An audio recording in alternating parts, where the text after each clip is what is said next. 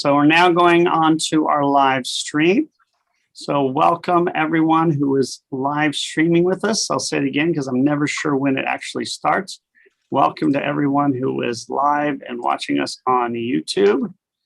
We're here today with our wonderful class as we're going to be discussing a little bit about the Holocaust and its use in the modern world, which is very apropos today because I was just interviewed because there's a congresswoman who used the Holocaust as, you know, was talking about, I don't know, maybe mass laws and how it's compared to the Holocaust.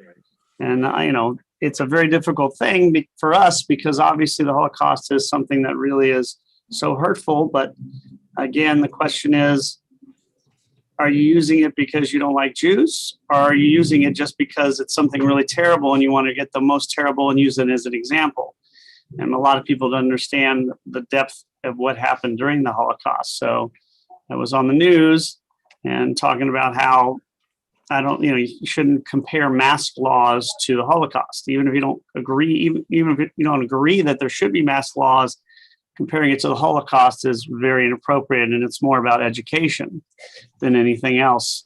And so that's what we're going to look a little bit about Holocaust in the media and the effects, and also look at how maybe a little bit of how anti-Semitism has moved from what it used to be to what it is today. Any thoughts or questions? All right, so I'm not sure if I'm allowed. I think I'm allowed to stream a film. We have the thing, so especially if it's only a clip, I'm just going to stream a couple of clips here that, of course, are very famous.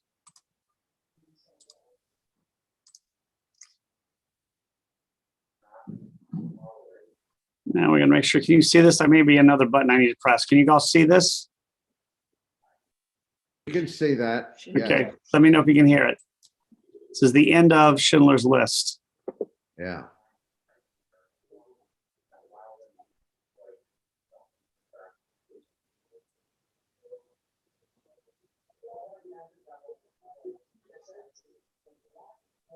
As Hebrew from the Talmud, it says, "Whoever saves one life saves the world in time."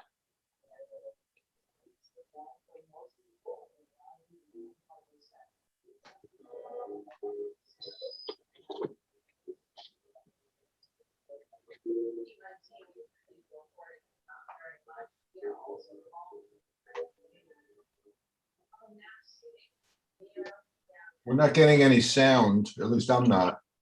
Anybody else not getting sound? Yeah, it's very, very faint and kind of Okay, let me muffled. see if I'll stop it. I think I know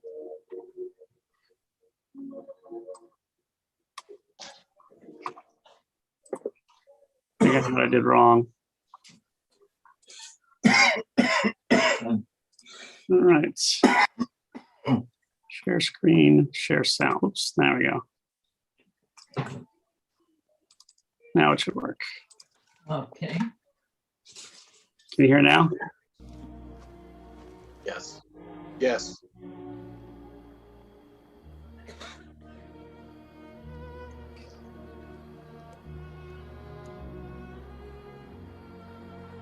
As Hebrew from the Talmud, it says, "Whoever saves one life saves the world entire."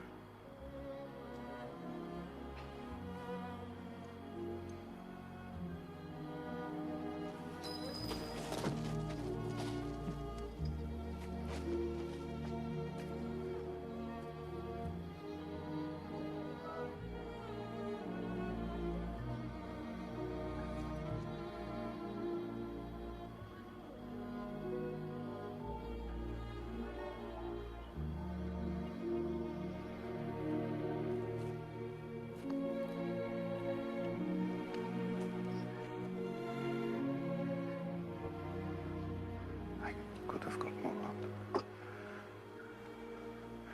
I could have got more. I don't know if I just... I could have got more. Oscar, there are 1,100 people who are alive because of you. Look at them. If I'd made more money...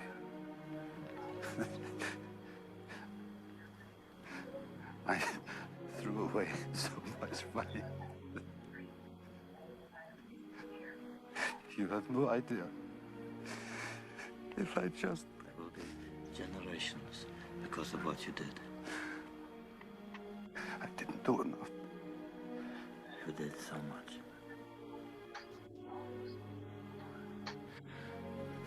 This car.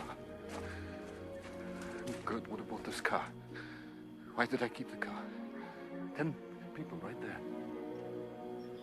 Could you turn up your volume, Rabbi? 10 people. 10 more people.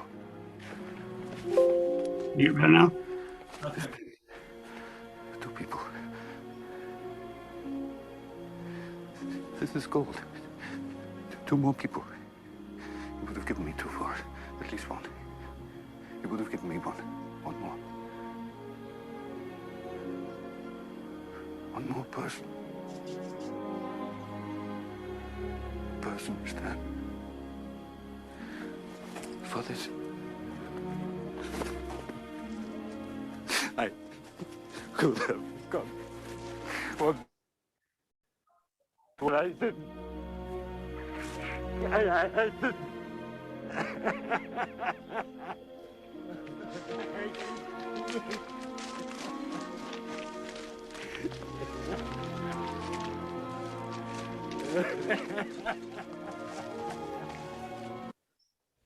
Are you an active investor? Join Investors Business Daily and get access to our top performing stock list. I accidentally erased something I wanted to show, but I'll get it in a second.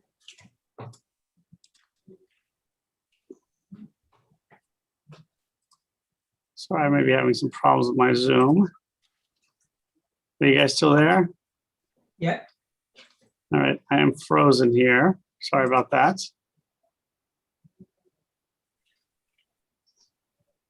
So can you, did I lose you guys? No, We still hear you, Rabbi. Can't see me? All right, I'm gonna close out and then I'll turn it right back on. Sorry about that. Okay.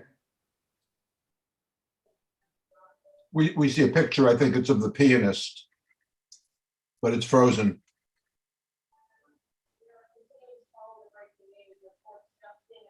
oh, that was a good movie. Yeah.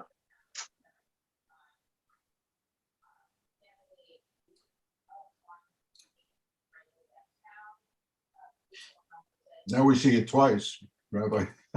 You're on 2 screens. One's frozen and one I think you're moving. Move your head just a little bit. Yeah, yeah, one frozen and one you're okay. Fantastic. How did that happen? There we go. Am I on now just by myself? Yeah, now you're good. I was definitely better looking in this picture, so it's good. All right, everybody see the clip though? Yes. Okay, I use that clip because it's obviously the most famous of the Holocaust movie, Schindler's List. It's the only movie in which Steven Spielberg ever won Best Picture. Hard to believe, but it's the only one. He was nominated a bunch of times. He never won it except for Schindler's List.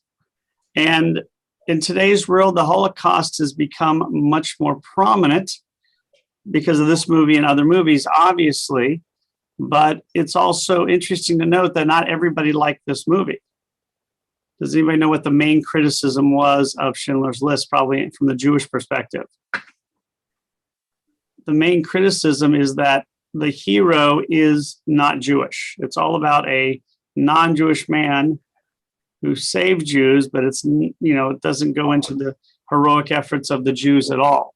That's not a That's very stupid. valid That is- criticism. I'm just telling you, I was in rabbinical school when we talked about it. So there's also other criticisms as well. So the other criticisms also stem from this, happen to be that Holocaust movies win Academy Awards. And that is one of those things that also has become. So we can see that Holocaust is the most difficult time for us. It's definitely out there, but there is some negative reaction to it. Sometimes that it's overplayed, which I, of course, don't believe. Sometimes that it's used for gains for the Jewish world, which obviously I don't agree with as well. So we see in the today in the world is the use of the word Holocaust so much more often than it was used 30 or 40 years ago for things beyond the actual Holocaust. You know, when you talked about the Holocaust in the 70s and 60s and 80s, you didn't hear a lot of people referencing or comparing other things to the Holocaust, whereas now you do, because it's become so well known. Even if you don't know what the Holocaust is, you've probably heard of it. And you've heard of the word genocide, which you would not have heard of previously. And so it's difficult for us because what do you do when something so profound has become so much a part of the culture that it's used in ways it shouldn't be used? I remember there's an episode of, I forgot, it's the British show, and there's extras, these two guys who are extras on movies, and they're in line, and they just happen to be talking to Kate Winslet, who is a famous actress. And they're telling her, why are you doing this movie? It's not a big budget. She says, well, it's a Holocaust movie and I want to be nominated for an Oscar. And the best way to be nominated is to be in a movie about the Holocaust, which of course is very difficult for us to understand or to agree with. But as I said, just 2 days ago, I was interviewed by somebody to see what I thought about this woman using the Holocaust and comparing it to the mass laws. Now, do I hate the person who does it? Is it somebody completely be chastised? They asked me if she should be kicked out of Congress or chastised or censured for using this.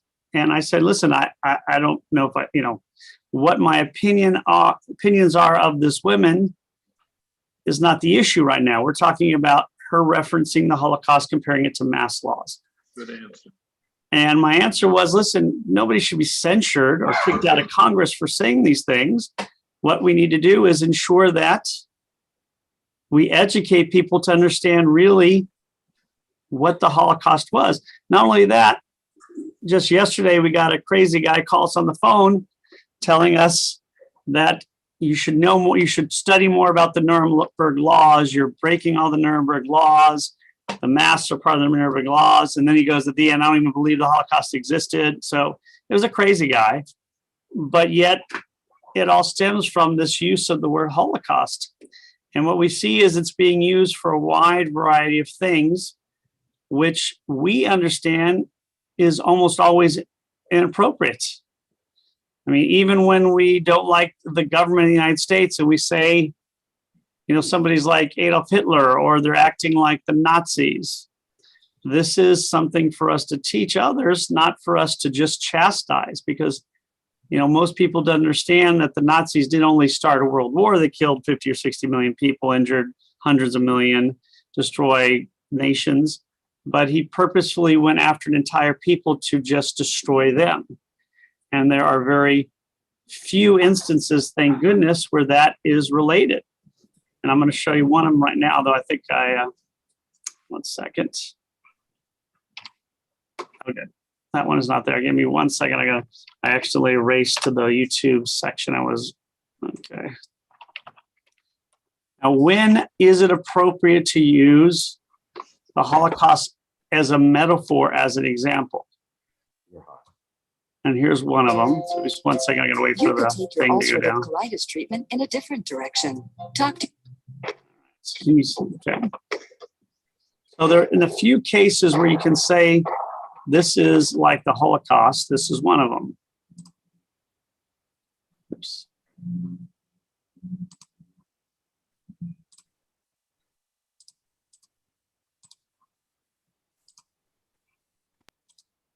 All right. This is from the movie Hotel. Can you guys see it? Rwanda. Hotel Rwanda. This is the beginning of the war, the very beginning.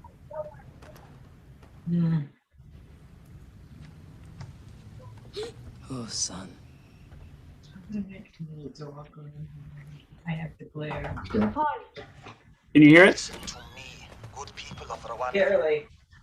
Terrible news. It is true. Horrible news. Our great president is murdered by the Tutsi cockroaches.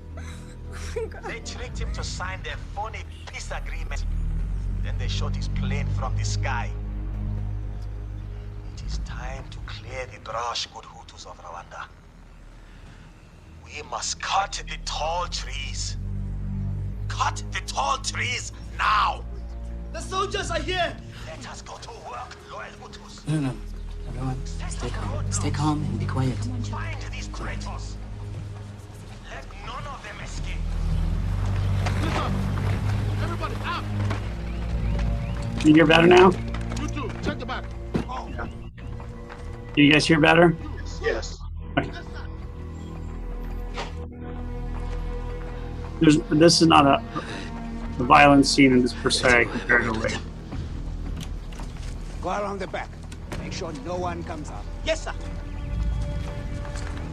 Who's in charge here? You.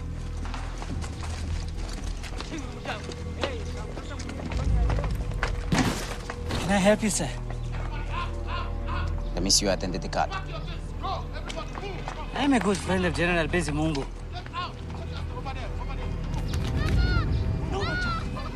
Get out of here!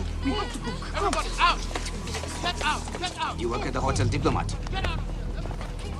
No, I work at the Mikolin. I used to work at the Diplomat. We want to use that hotel. All the room keys are in the safe. You must open it. Let's go. Sir, I cannot leave my family. I must take them with me. It is not safe here. There are Tutsi spies everywhere. I cannot take all these people. No, sir. Yeah, you do not have to. We have a car and a van. Captain Kalis, come on! Roger. Let's go. Come on, hurry! Go around. We found it. Let's go. Let's go. Can I go with you? Yes, of course, Jeremiah. Go around, hurry.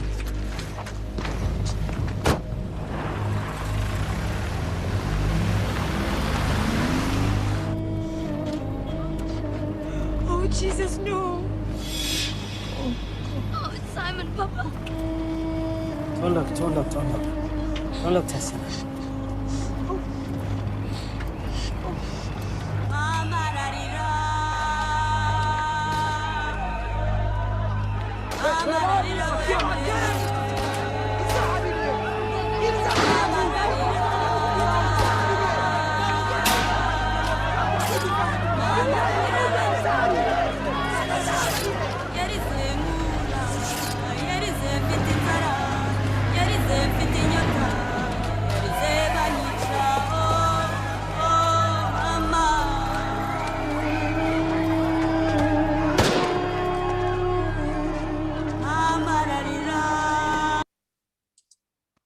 Right, so that obviously is a little bit from the movie Hotel Rwanda. Hotel Rwanda, of course, is the famous name of the hotel where they were able to save some people. When we're comparing the Holocaust and using it as a metaphor, one of the few places we can use it is comparing it to what happened in Rwanda, where they purposefully attempted to kill all of the people from one group, the Hutus. In fact, if you go to Rwanda now, which is one of the safer places to go in Africa, they modeled their genocide museum after the one in Jerusalem, after Yad Vashem. And so you see, these are the things we want to teach to people who use this type of language referencing the Holocaust, anything, that unless you're talking about Rwanda, Cambodia, Serbia, there's really no other or very few examples where you can use the word genocide. And we see this as a way to, again, educate as opposed to chastise.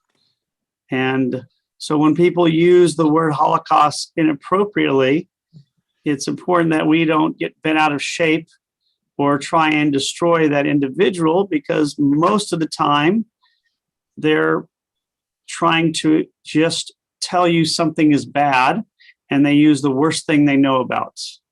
You know, I don't like restrictions on alcohol sales. It's like the Holocaust. That, of course, is completely inappropriate, but people do it all the time.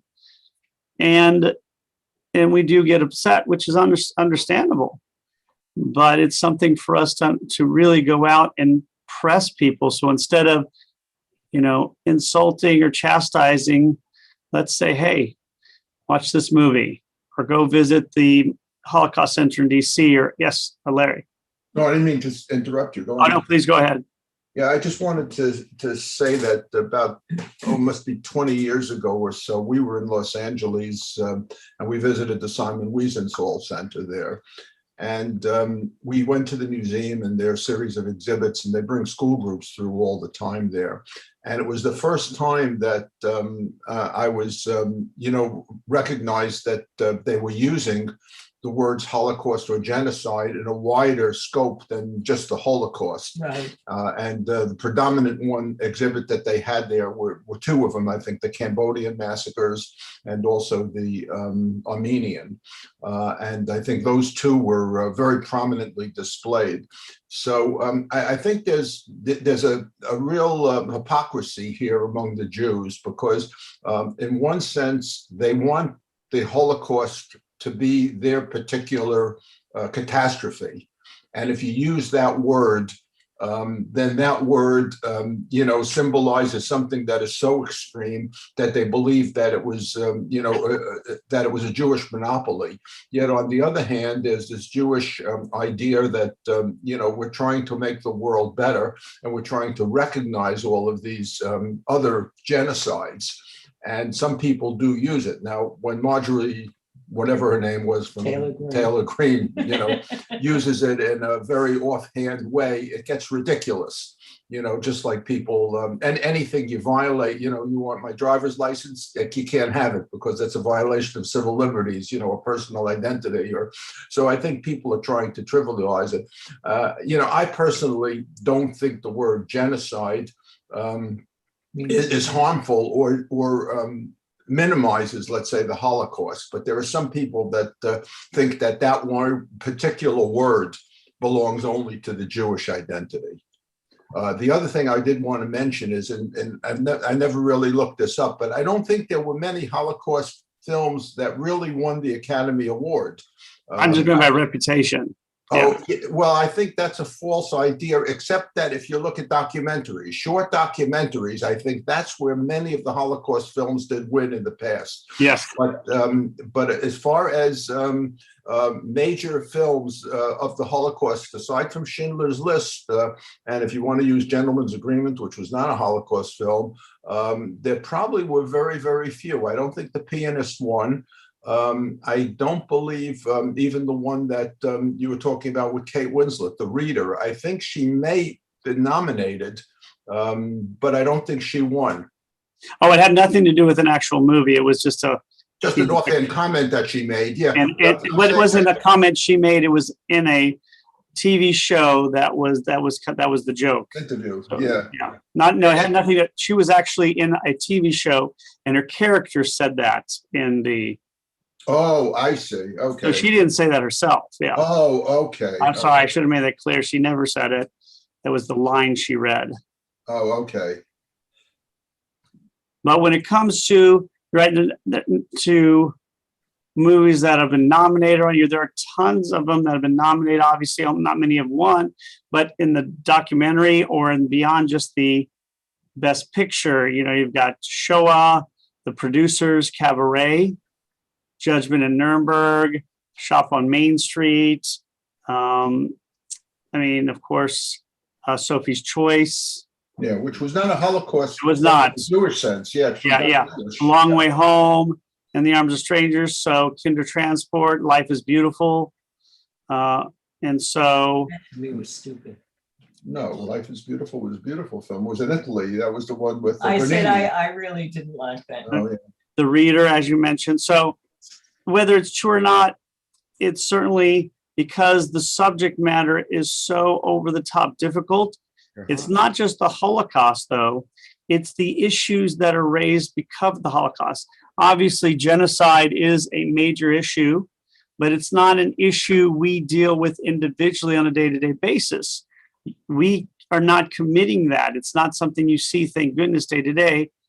But the other issues, first, let's go to Flossie. What I wanted to share, when you made the comment how people felt with Schindler's List. Here he's a non-Jew and accomplishing and doing, which I find so absurd. To me, it means more that a non-Jew was willing to risk his life and do that. But I think of, there are different ways of reaching people. And years ago, think of the Diary of Anne Frank. That people could look, a young girl, and it's just a diary. But I remember as a teenager, it being said to me, it reached more people because of its simplicity, and it was not lots of numbers. When we used to hear millions of people, you couldn't conceive it that easily. But when you think of one family being hidden and what it was, and it's required reading in most schools, I think that reaches more people than some of these big movies compared to other ways. Yeah. And that was a protest years ago about Diary of Anne Frank, and look how, so. Right. Michael, I'm sorry. Rabbi, on Academy, I'm sorry, on the Academy Awards, the pianist did win the Academy Award. did. Best Actor. Oh, Best Actor. Oh, Adrian Brody. Adrian Brody. Yes. Right. Yeah. Correct. But again, because of the issue, I mean, the Holocaust brings with it more issues than probably any other event in human history. All of the little things plus the major things. We were talking about a world war. It's part of a world war, the biggest world war in the history. And so it also brings to light little questions. So I'm going to play this clip from the pianist. Before you do, I just want to, I just want to interject. I mean, I looked up just now the Webster definition of Holocaust, and it's not very satisfying, and it's not a very complete definition. I mean, the third definition is a mass slaughter of people. The first is a sacrifice, which isn't really what we're talking about. The second is even more off point. But the idea that, you know, a mass slaughter of people, genocide, maybe, you know, genocide might be a synonym for Holocaust, but we've kind of adopted the Holocaust as you know, our thing. I wonder, you know, what the word, I don't know what the word Shoah means in Hebrew. Does it mean the Holocaust, or does it have a different meaning? And I'm sorry. No, go ahead. I mean, I think that's, you know, you understand what I'm getting at. I know, and the Shoah has come to mean basically the Holocaust, basically. Yeah. So when you say Shoah, you mean, but it's basically just an acronym. So for a lot of the things, but I mean, it's really a difficult. I mean, basically the word itself is like catastrophe or something like that, but it's become the word for Holocaust. But it's also kind of limited to the Jewish experience as opposed to Rwanda. Yes, it is not genocide usually. That I've never seen it used genocide. I can look that up. No, did you want to say something? No. Yeah, I guess you'll have to punish me or something. I still will not travel to Germany. I have never gotten over what happened. I don't like the German language. I have a best friend who's German, who can trace her family back, you know, millions of years to Germany. Right. But I just can't get over it. I can't get over it. I think that's, how can you get over something like this? It's really difficult. And so again, it's one of those things that you have to decide for yourself. Some would say, you know what, I can't get over it. You know, I don't blame the people living today, but I'm still not going to go to Germany and spend my money. Other people say, you know what, it happened a long time ago, and we have to support those people in Germany who ensure that it doesn't happen again there. So there's really no wrong answer, but hopefully you can find some forgiveness at least for the people living in Germany today, that might be very helpful. But a lot of people will go to Germany still because of this, Jane. And then Flossie. Okay. The first time that I ever heard genocide and Holocaust in conjunction with each other was at Kane University in New Jersey. And they did a program. It was also, I guess, on Rwanda or near there. And it took away from me. I said, you know, it's something that is so dear and affected so many people. And to call it the same thing, I'm not taking away from the other people. I realize their pain and their suffering and the wrongs that they are living under.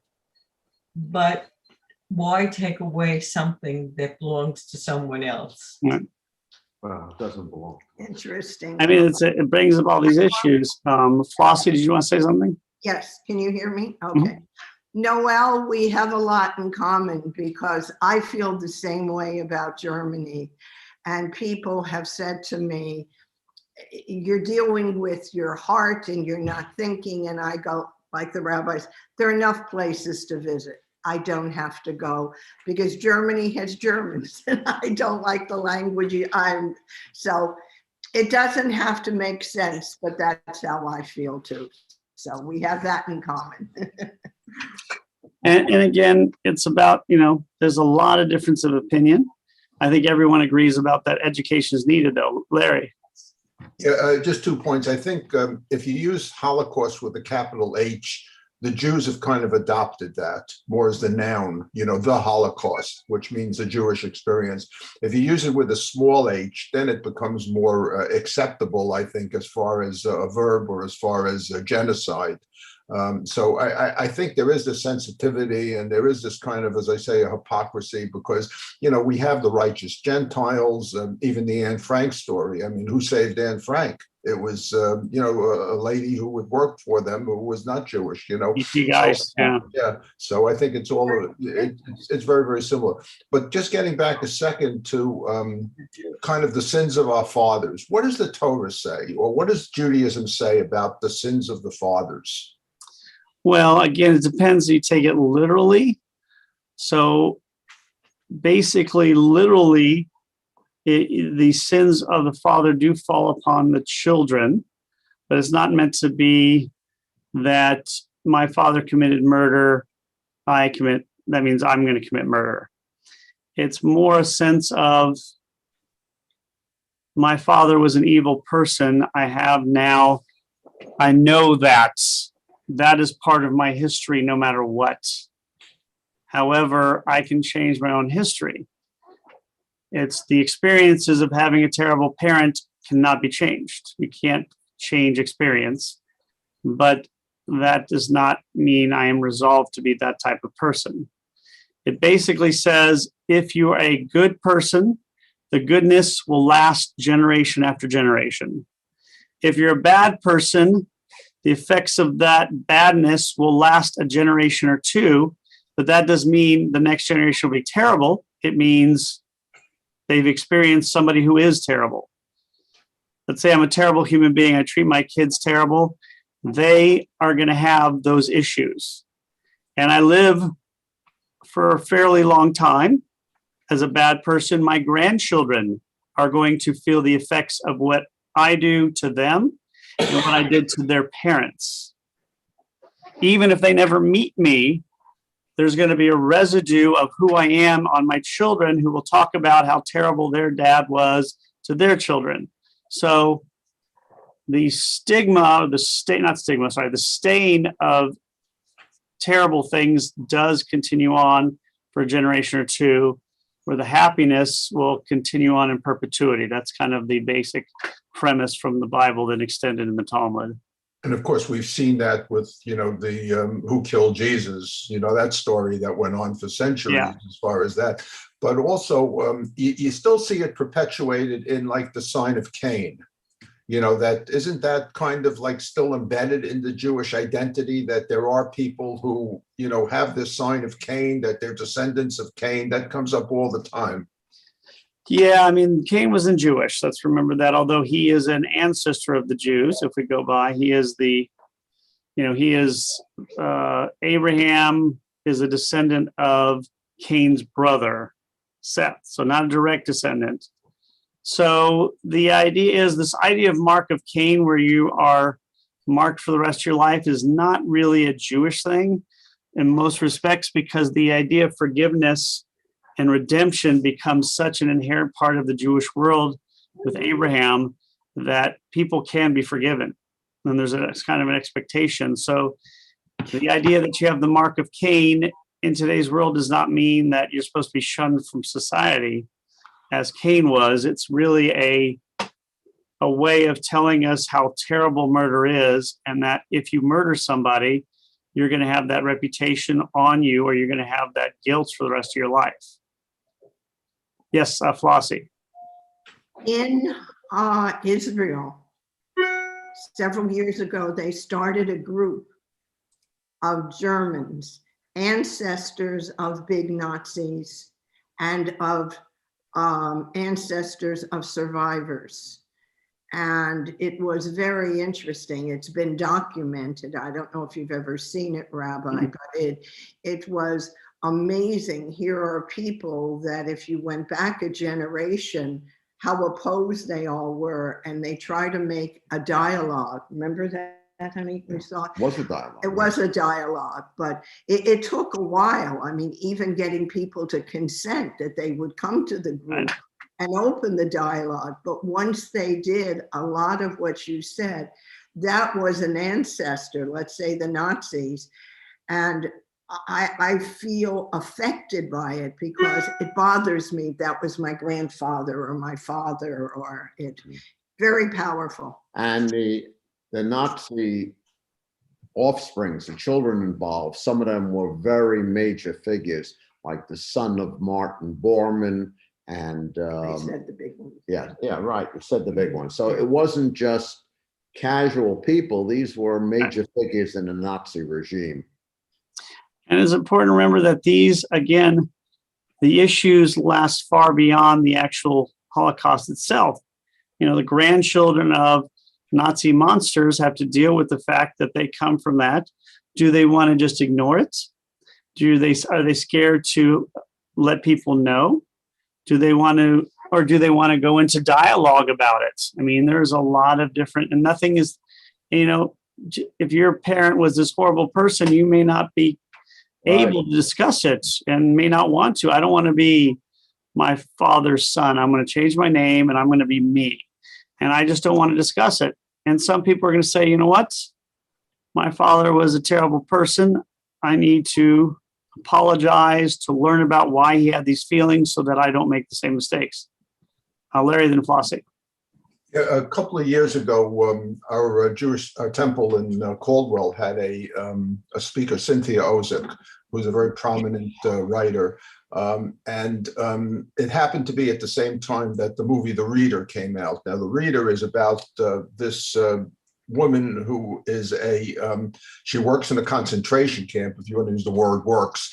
She's part of the Nazi regime, and her job basically is to oversee the Jewish victims and who's going to go into the gas chambers or be set on fire or whatever, however they killed them in those days.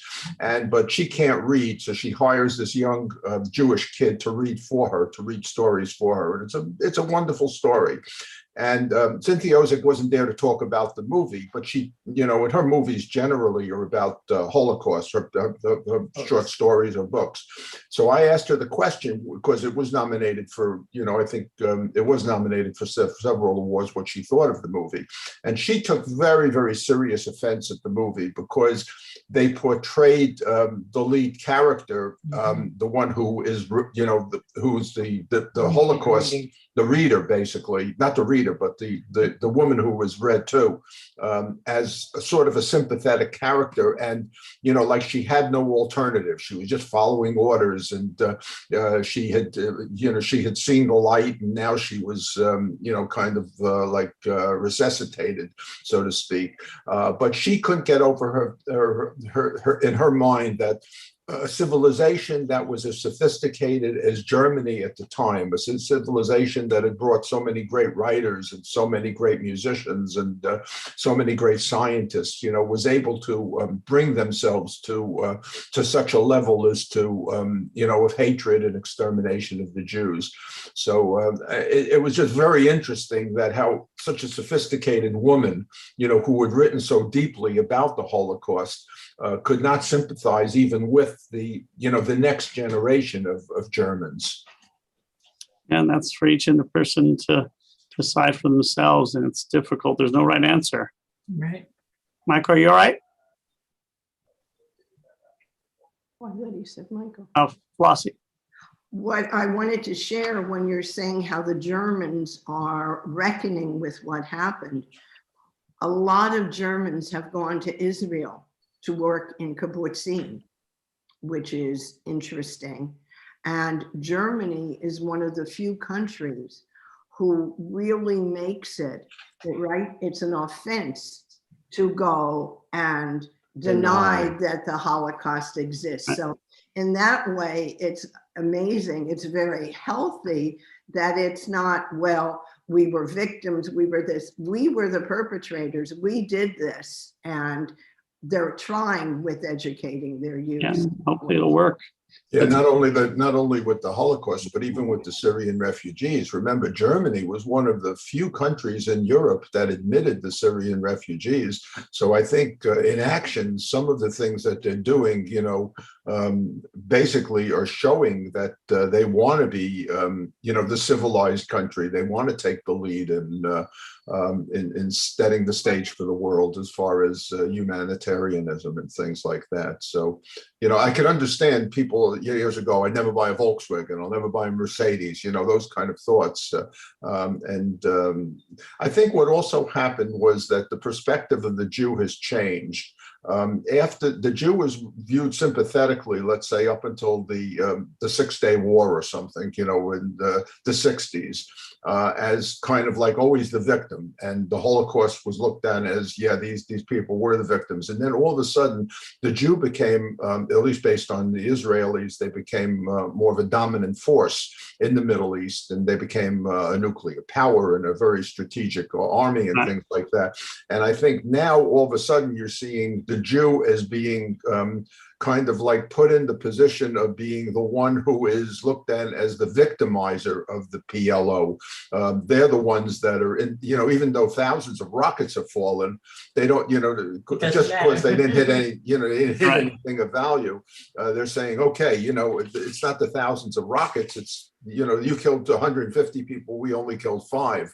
It's that kind of an equivalency that the world sees. And so I think the perspective of the Jew being in the headlines so much, and the fact that I don't know how many Muslim nations there are in the world, probably 100, Muslim nations, not only the ones around Israel, but all around the world.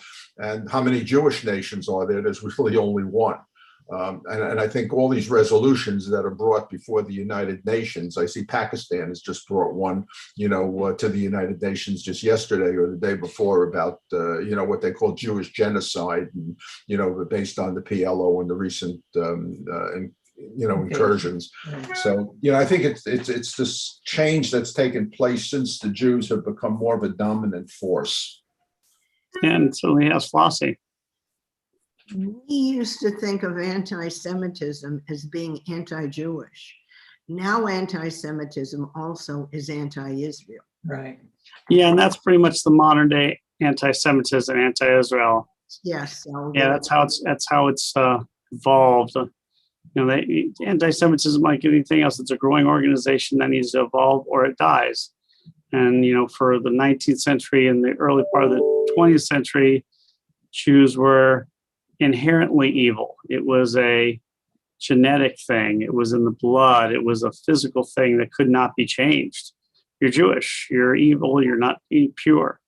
Now, since World War II, we can't really use that kind of eugenics idea because it's just not used in the world today that beings are inherently better. Of course, in fringe groups. So it took a while to figure out what the next form of anti-Semitism was going to be, and it was anti-Israel. So, I'm not sure I totally agree with that. I think you have to really separate anti-Israel from anti-Semitism, and some of it, I think, is due to the fact that, of course, Israel is a powerful nation, and it hasn't withdrawn from lands that it's conquered, and the people who are in those countries obviously feel that Israel is not exactly a benign dictator, if you will, or a benign ruler. And there's, in my mind, there's maybe a little bit of truth. And even the Israelis have had numerous commissions about things that the army has done in the occupied lands or in Lebanon during the war. And they found that soldiers misbehave. It's not all that much different from, what's happened here in the Black Lives Matter movement. And I think that contributes to an anti-Israel thing. And I think we have an over tendency to lump it into anti-Semitism. I think the two are very different. But where I do agree is that it's a very easy excuse. You don't like Israel, you don't like Jews. I think there's a real segue there for those who choose to use it. But I think we have to make the distinction. Well, I agree there is a distinction. Anti-Israel is obviously not anti-Semitism, but a lot of the anti-Semitic groups have taken to use anti-Israel as an excuse to beat up Jews. But they're completely different things. They're entirely different things. But being an anti-Semite who hates Jews is not considered legitimate in the larger circles of America, for instance. Right. Being somebody who hates Israel and the Jews because of Israel, that is what's being done. So you're right. I agree. They're two different issues, and people are melding them together, that's just the new form. It's kind of like it's okay to hate Jews because of Israel. Whereas in 1963, you couldn't hate Jews because we just had the Holocaust. So you couldn't say, I hate Jews. Now you can. I think what you're also seeing a lot of is Jews criticizing Jews. The Bernie Sanders kind of thing. He withdrew his criticism now as far as, not his criticism, but his support. I guess he was against sending arms to Israel or replenishing the Iron Dome or one of those weapon systems. But even in Israel itself, you see this vast division, among the policies of Israel.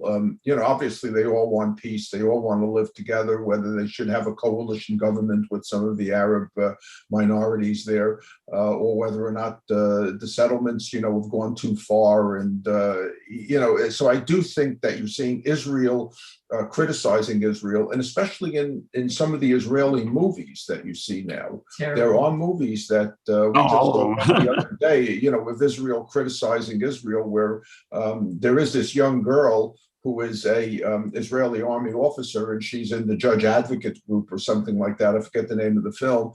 And basically, they're looking into some kind of an incident where one of the soldiers had basically either killed or an Arab, needlessly, kind of like what we see on TV with the, Black Lives Matter. And he's brought to trial, and he happens to be not brought to trial, but she interrogates him, and he eventually commits suicide. It's based on a real life incident that took place in Israel. And the army commander, the general, comes in and talks to her and reprimands her for being, that destructive, and shows the duplicity of it. She's obviously there to get the truth, and she doesn't get the guy to admit it, but he basically, the captain who had done this in the Israeli army, in the IDF, he commits suicide because, that was a true story. It was said at the end. So, or based on it at least, but this whole business of this cover-up, is still so prominent, in all situations.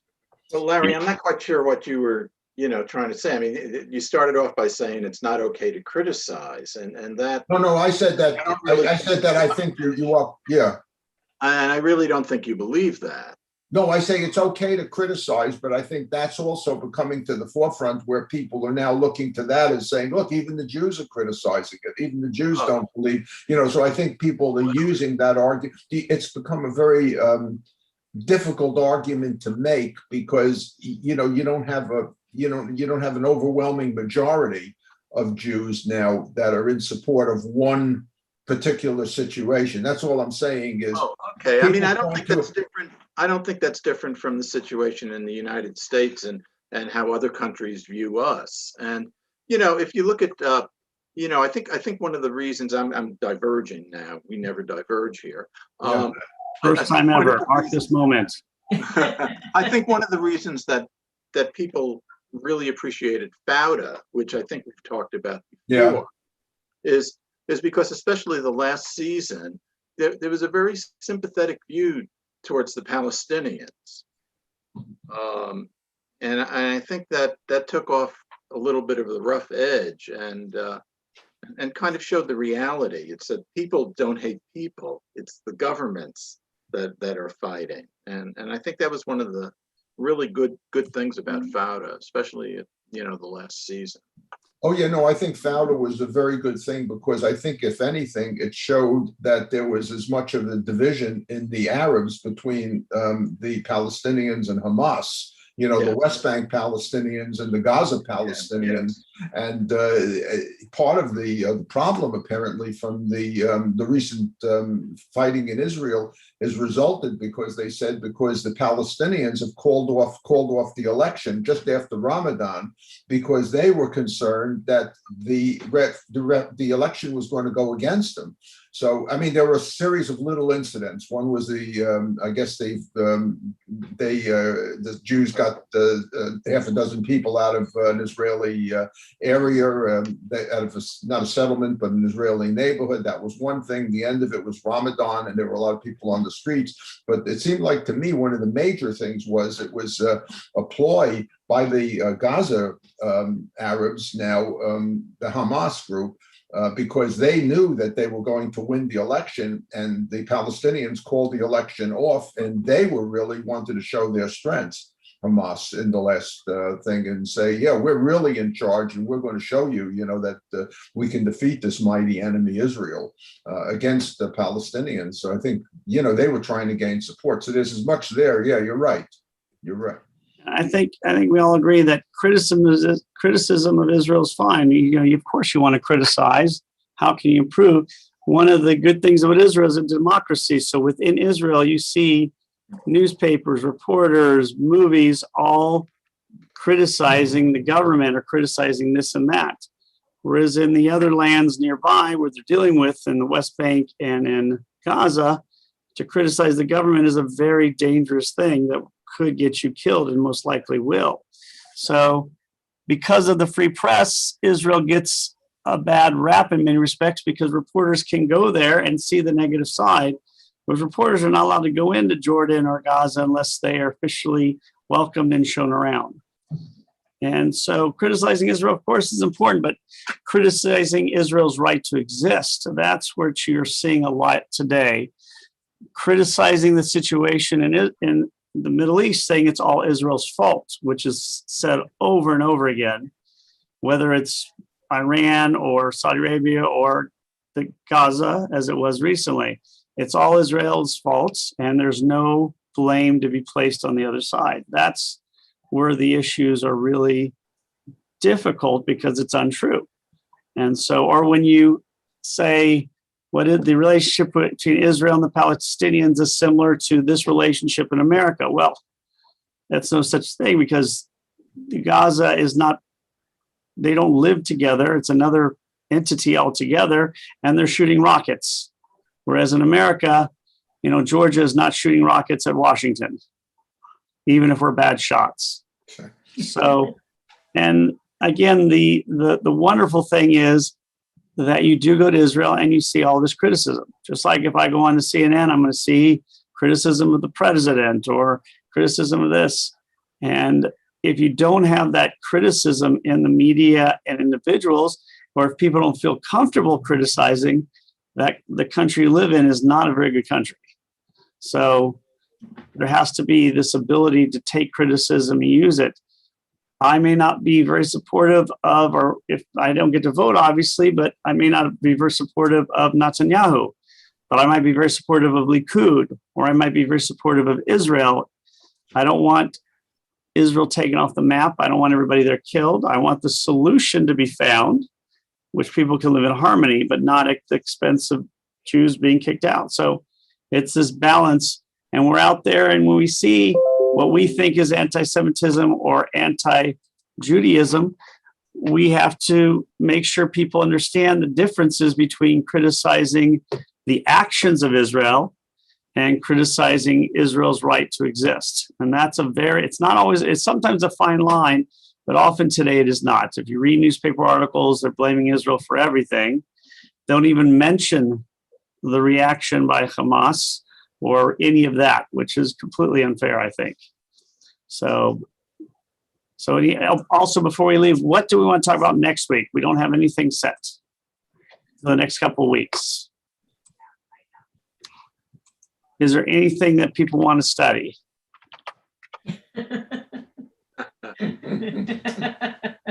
There's nothing. This is a first time for you guys not giving me an answer to what I'm asking you a question. Well, do you want to do? We certainly can continue this topic because we didn't get very far along with the material you had prepared. Okay, we'll continue with the Holocaust then. Yeah, I have one suggestion, kind of that sort of. Great. What is your suggestion? Why has Judaism failed?